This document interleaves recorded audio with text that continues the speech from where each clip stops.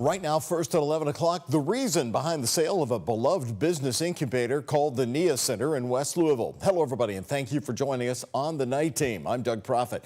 We finally learned late today why Tark is selling off the building, the NIA Center. Goodwill plans to turn it into affordable housing.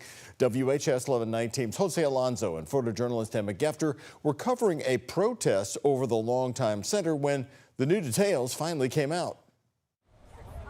Tenants of the NIA Center held signs saying stop Tark from displacing businesses and how do you place people by displacing people on the front steps of their property owner, the Transit Authority of River City's headquarters. I think some type of compromise will make this whole situation better. So we figured, this isn't really a protest, but we figured we bring the community conversation to Tark. Since Tark isn't able to, doesn't want to, doesn't care, whatever, to come down to our end of Broadway. The NIA Center houses several small businesses and nonprofits in West Louisville. On Wednesday, the center's neighbor, Goodwill, Kentucky, and Tark officially announced the sale and plan to create 76 permanent affordable apartments. In a statement, Tark's executive director, Ozzie Gibson, says, quote, "We saw a meaningful opportunity to support that vision. We are also thrilled that Norton Healthcare is considering expanding its healthcare services in West Louisville as part of this plan." The NIA Center has been a staple for the West Louisville community and houses both new and long-term tenants, just like this one, Shawnee Transformation Youth Coalition, also known as STIC, who's been here for about 8 years. So STIC is about prevention. So it's about preventing violence, preventing unnecessary deaths or injuries. We have 7 different gun cases. We have the crossbody, we have the TSA approved travel boxes. The executive director, Angela Hollingsworth, also made her voice heard in front of Tark. She says the loss of their office means less personal communication with youth. Just because of the traffic here at NIA, we have recruited some of the young people just because their parents were downstairs. We will probably have to work from home for a minute and then find a spot that we will actually engage with the youth. Although tenants of the center won't have to pay rent until their given move-out day of December 1st, they wish they had transparency and a seat at the table for this large sale. In West Louisville, Jose Alonso, WHAS11 night team on your side. Also in that news release out late today, Louisville Metro Government, which manages the NIA Center, is working with tenants on their relocation. Norton Healthcare, by the way, a neighbor there at 28th and Broadway, says they continue to look for ways to increase access to health services, and any expansion adjacent to their new West Louisville Hospital is a logical location. Right here new tonight, a hookah cafe in the Highlands of Louisville that is in the middle of the Bardstown Road street takeover zone is now temporarily shut down. City leaders say Friends of Hookah Cafe has been running on an expired license for months. But that business owner told WHAS11 News in a statement today they've been trying to solve this issue for a while, telling us the license is pending and it's up to the Metro Health Department to renew it. It comes as there is a renewed effort to get bars in the area to shut down by 2 in the morning. If you limit the number of people on the street and the businesses close at 2, this opportunity to create excitement goes away, and therefore hopefully they'll move along. It's something I'm looking at right now. In fact, I have a meeting this afternoon. Greenberg there. Meantime, the city is also urging Highlands businesses along Bardstown Road to sign what's called no trespass waivers. Now, those waivers actually allow LMPD to remove people intruding on a business's private property and make arrests without having to give out warnings first or get permission from the business owners. So far, 10 businesses have signed the waiver. Well, it's 60 days in jail. That's the sentence for a former Bardstown high school teacher after pleading guilty to physical harassment of 4 students and 2 counts of an unlawful transaction with a minor. Jeremy Dale, you see him there, is also a former assistant football coach. He took a plea deal which amended his charges down from sexual abuse.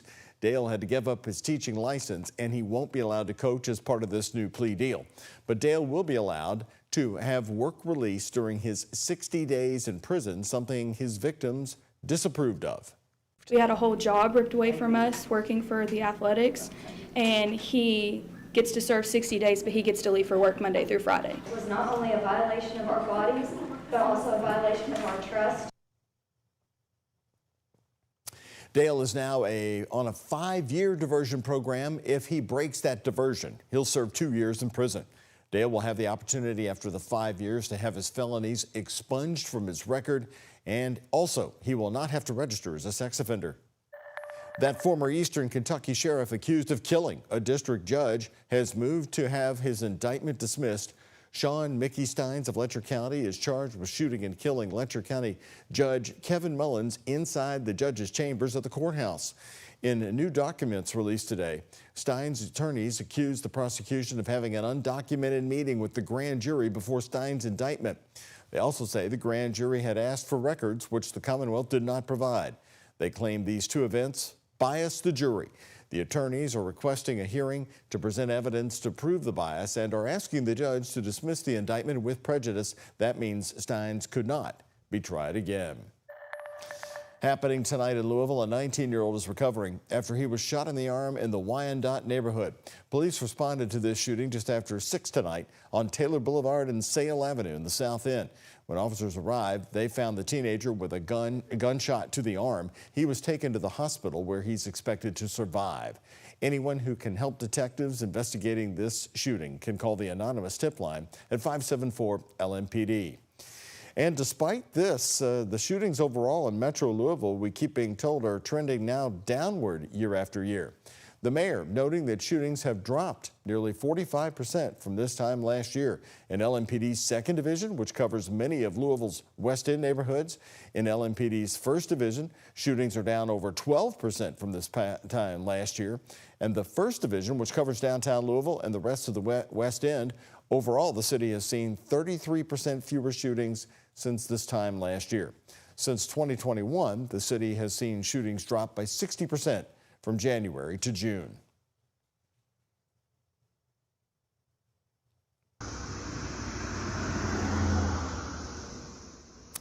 There you have it. It was the last ride for Nelson County paramedic Wesley England. England died in the line of duty on May 23rd in a crash believed to have been caused by a heart attack.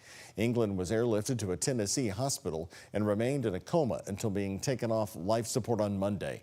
England worked for several agencies, including Nelson, Washington, and Cumberland County EMS, and also served as a part-time deputy and school resource officer in Monroe County. Today, he journeyed home to Hart County, Kentucky, in the very ambulance that he was assigned while he was serving in Nelson County. It's the weekend that pulls Kentuckiana together. The 72nd WHAS Crusade for Children is Saturday and Sunday. The fundraising effort for special needs children was created by our first general manager. He wanted the new TV station in 1954 to have a strong community heart, and that's how the crusade came to be. Now, this weekend, we can't wait to return millions of dollars back to agencies and groups that care for and help children in need. Crusade CEO Dawn Lee reminded folks today even the smallest of donations can change a child's life. But we still encourage people to pull your change out, give it to your fire departments, because an average year in pennies alone will collect over $37,000. So here's why it works. We don't pay any of the Crusade's expenses with any of your money, not one penny. That's why 100% goes directly back to helping a child or an agency that helps children. WHAS11 team's Alex Dieterer and photojournalist Aspen Hester visited different counties tonight to show you how organizations are collecting those donations to increase their crusade totals by the big finale Sunday night. Hello. You want to donate to Crusade for Children? Crusade for Children. Thank you. Thank you. For the 72nd year, Crusade for Children. 200 fire departments across Kentuckiana. Thank you all so much. Raising money to help children with special needs. Thank you very much. Thank you. A cause that runs deep for the boots on the ground crews leading the donation charge. This is my 35th year working with the Crusade. Back up to where we was about 15 and was able to be in the middle of the road, but probably from birth. My father was in the Crusade on the fire department. About 40 years, since I was a little kid. Shelby County Suburban Fire District. That's what we do it for. Kids are true to our heart, from emergency scenes to having fun collecting and helping them out all the way around. And PRP Fire going door to door collecting for the cause. Thank you so much. Just helping out the community. That's why I'm a firefighter. I'm here to help. And just helping the kids and being able to provide that for them because all the money, 100% goes to the kids. Anchorage Middletown Fire and EMS set up outside 8 different locations. Well, I was lucky enough to sit on the Crusade board for several years, and I was able to see the impact that it makes, not only from this side of the fence, but from that side as well. 100% of all donations go directly to changing the lives of millions of children in Kentucky and Indiana since 1954. Everybody deserves an opportunity to live a great life, so if we can help, we should do whatever we need to. Started by PRP 72 years ago, a little friendly competition helps the drive. Of course, we're striving to show up with PRP one day, and we'll get there. They can keep coming. We started it, and we'll finish it. Go PRP. A celebratory parade through PRP honoring over 7 decades dedicated to helping kids. But this does not mark the finish line. The 72nd annual Crusade for Children telethon is this Sunday, and fire departments are fundraising throughout this weekend. Tune in this Sunday to hear the grand total for 2025. In PRP, Alex Dieterer with photojournalist Aspen Hester, the WHAS11 night team on your side. Always a big friendly battle there, but the money they raise goes right back to great causes. And of course, we will be here with you all weekend long. It's like a big family reunion. Several ways. You don't have to wait till this weekend to start giving. Here's how you can donate, all listed right here on your screen. We've made it easy. And don't forget, join us for the 72nd WHAS Crusade for Children. It is this Saturday and Sunday, always the first weekend in June.